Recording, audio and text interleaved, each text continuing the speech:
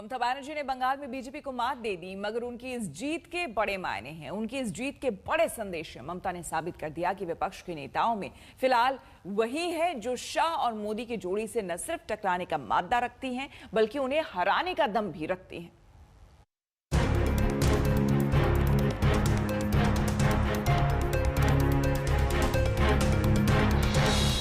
BJP के चाइना, BJP के चाइना।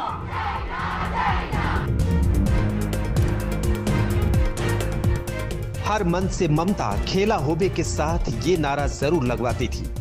खेला होबे, बीजेपी के चाइना, बीजेपी के चाइना, दंगाबाज चाइना, सिंडिकेटेड चाइना, तुलाबाज चाइना, भ्रष्टाचारी चाइना, नरेंद्र मोदी चाइना, अमित शाह चाइना। और बंगाल की जनता ने मानो ममता की बात मान ली। बीजेपी के सारे किए कराए पर बंगाल की जनता ने पानी फेर दिया।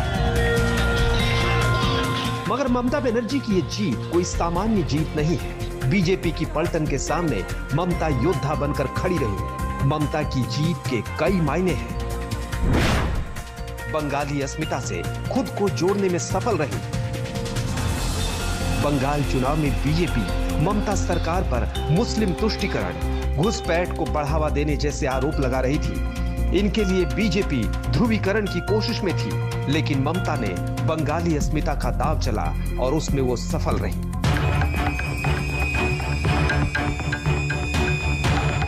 मोदी शाह की जोड़ी का ममता शुरू से विरोध करती रही है और विपक्ष को उन्होंने कई बार एक मंच पर लाने की कोशिश भी की।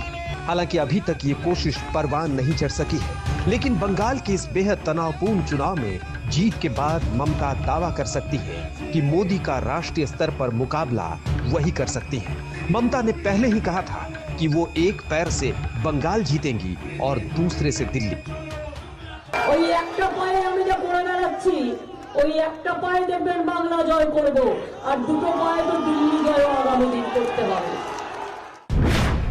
बीजेपी को क्षेत्रीय पार्टियां रोक सकती हैं।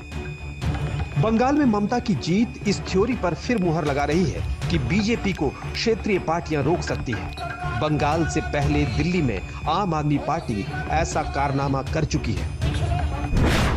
कोरोना को लेकर मोदी सरकार घिरेगी। कोरोना के बीच चुनावी रैलियों और फिर बढ़ते केसों को लेकर आलोचना झेल रही मोदी सरकार पर विपक्ष और हमलावर हो जाएगा। वैक्सीनेशन को लेकर विपक्ष शासित राज्यों और केंद्र के बीच रस्साकशी पहले से ही चल रही है। बीजेपी की 2024 की तैयारी को झटका। बीजेपी ने अभी से 2024 के आम चुनावों की तैयारी शुरू कर दी है। बंगाल उसकी रणनीति के केंद्र में था। अगर बीजेपी बंगाल जीतती तो इसे आधार बनाकर आगे की तैयारी होती। मौसमी सिंह के साथ अनुपम मिश्र, कोलकाता, आज तक।